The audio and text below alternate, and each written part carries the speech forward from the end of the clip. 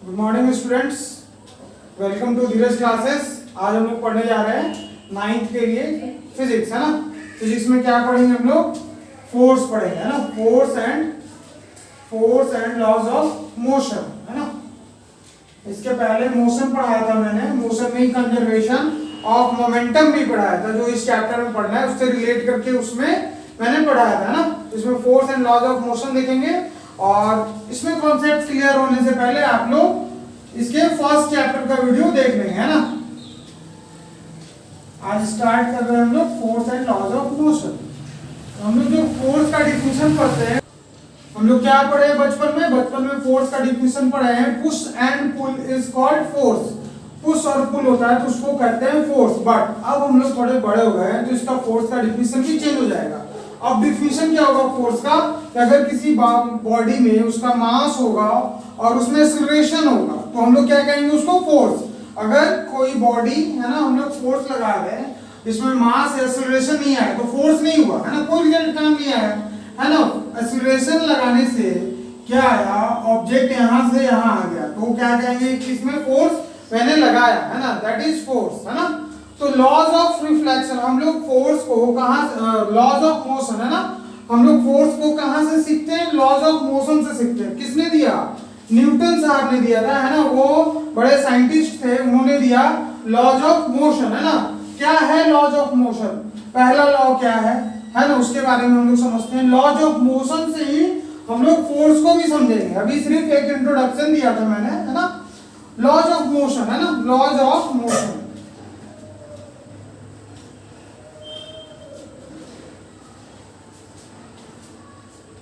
Laws of motion, laws of motion क्या होता है? अगर हम लोग ध्यान से समझे what is laws of motion, तो पहला लॉ जो है इनर्शिया के बारे में बताता है। किसके बारे में? इनर्शिया, है ना।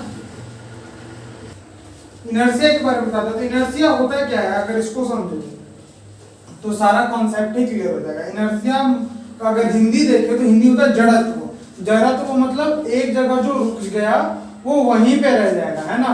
उसी से वर्ड ये बना है ना, इनर्शिया। मतलब कि अगर कोई बॉडी रेस्ट में है तो क्या होगा? रेस्ट में ही रहेगा। क्या होगा? रेस्ट में ही रहेगा, है ना।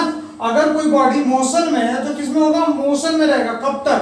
जब तक कोई एक्सटर्नल फोर्स ना लगे, है ना, तब तक वो क्या रहेगा? रेस्ट में, नहीं तो मोशन में रहेगा। इसी टर्म को क्या डिफाइन किया गया है? इनर्शिया के बारे में बताया गया है ना, inertia.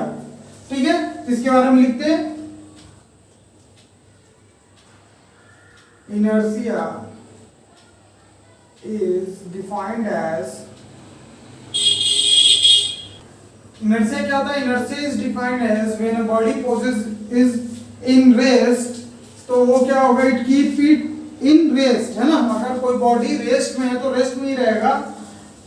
and when a body poses motion it will keep in motion, है ना। अगर वो कोई मोशन में है तो मोशन भी रहेगा until there will no external force, है ना। जब तक कोई इसमें एक्सटर्नल फोर्स नहीं लगे तब तक वो सेम कंडीशन में रहेगा, है ना, सेम स्टेट ऑफ फेज में रहेगा। मतलब रेस्ट में तो रेस्ट में और मोशन में है तो मोशन में। ठीक है, ये है आपका फर्स्ट लॉ। फर्स्ट लॉ किसके बारे में बताया? इनर्शिया के बारे में बताया, है ना। अगर सेकंड लॉ के बारे में बात करें, सेकंड लॉ के बारे में तो क्या लिखेंगे हम लोग? सेकंड लॉ, अगर हम लोग सेकंड लॉ के बारे में बात करें तो सेकंड लॉ क्या होता है? Second law defines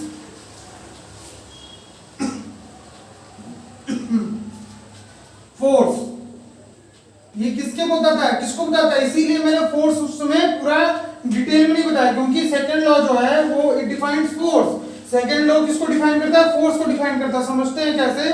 second law में दिया गया, सेकंड लॉ में दिया गया कि rate of change of momentum, rate of change of momentum, इसीलिए मैंने मोमेंटम मोशन वाले पार्ट में पढ़ाया था, है ना, कि जिससे कॉन्सेप्ट बना रहे। Rate of change of momentum, rate of change of momentum with respect to time, with respect to time is directly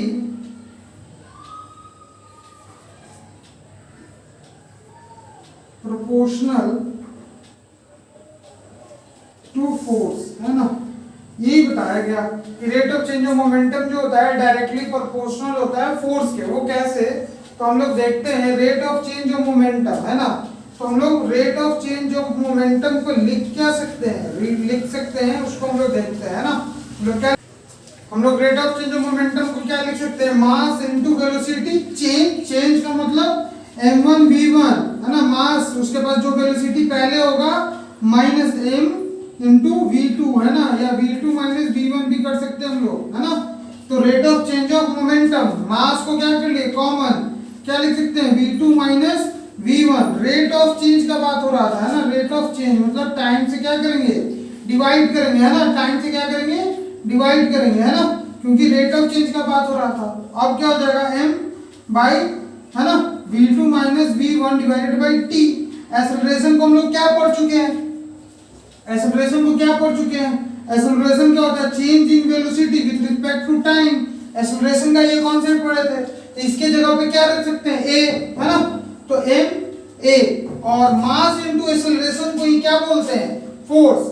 तो फोर्स को और क्या बोल सकते हैं, rate of change of momentum, और यूनिट टाइम को भी फोर्स बोलते हैं। और यहां से मेरा फोर्स का डिफिनीशन आ गया, फोर्स का डिफिनीशन क्या होता है, मास इनटू एक्सेलरेशन, है ना। तो मेरा ये जो चीज था वो डेराइव होकर के आता है सेकंड लॉ से, इसलिए सेकंड लॉ क्या डिफाइन करता है, डिफाइंस फोर्स। ये समझ में आया सेकंड लॉ। अब थर्ड लॉ हम लोग देखते हैं, ठीक है। अब हम लोग देखते हैं थर्ड लॉ ऑफ मोशन, है ना, थर्ड लॉ। थर्ड लॉ बहुत ही आसान है, मैक्सिमम को याद भी रहता है। थर्ड लॉ ऑफ मोशन क्या है, every action has,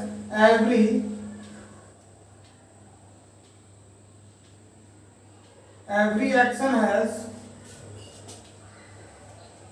equal and opposite reaction, है ना, every action has equal and opposite reaction।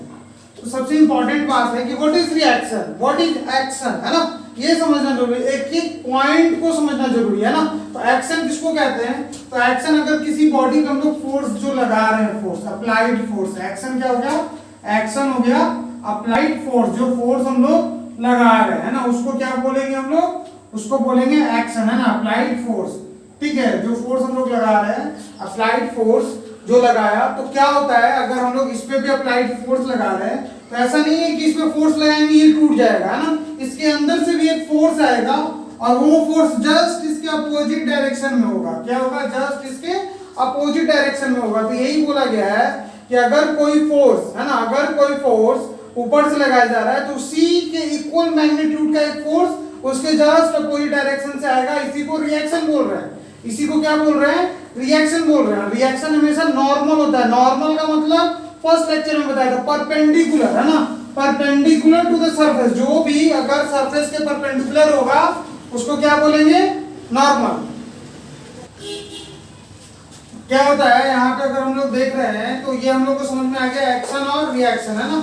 और इसी में एक गौर करने वाली बात है कि every action has equal and opposite reaction. तो गौर करने वाली बात क्या है, गौर करने वाली बात है कि अगर हम लोग सैंड पे किसी बॉल को फेंकते हैं, क्या करते हैं, बॉल को फेंकते हैं, तो क्या इक्वल रिएक्शन से वापस आता है, जितना हम लोग फोर्स लगा के फेंकते उतना फोर्स से वापस आता है, नहीं आता है। उसका रीजन क्या है, what was the reason for that, what was reason for that, क्या रीजन हो सकता है, तो रीजन क्या हो सकता है कि ये लॉ कब वैलिड है, जब किसी का शेप और साइज चेंज ना हो। जैसे कि अगर हम लोग ये बोर्ड ले रहे हैं, है ना, ईंट ले रहे हैं, इसमें फोर्स लगा रहे हैं, इसका क्या हो गया, फोर्स लगाते ही ये ब्रेक हो गया, ब्रेक होकर ऐसे ऐसे टूट गया, है ना। तो ये क्या इक्वल ऑपोजिट रिएक्शन दे पाएगा, नहीं, क्योंकि इसका शेप टूट गया, साइज भी चेंज हो गया ना। तो अगर शेप और साइज में कोई चेंज आता है तो इक्वल एंड अपोजिट रिएक्शन नहीं आता है। तो कब वैलिड है, जब शेप और साइज सेम हो, है ना।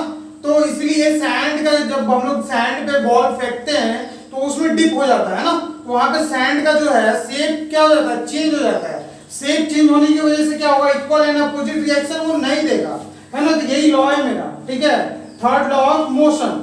और आपको first law, second law, third law को यूज करके न्यूमेरिकल्स बनाने हैं, ठीक है। इसके बाद का जो टॉपिक है momentum and conservation of momentum, है ना, तो वो मैंने मोशन के थर्ड लेक्चर में पढ़ा चुका हूं, है ना।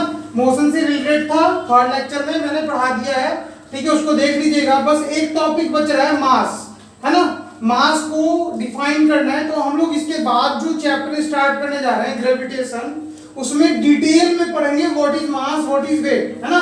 तो ये टॉपिक आपका चैप्टर ही आपका आज खत्म हो गया, ठीक है।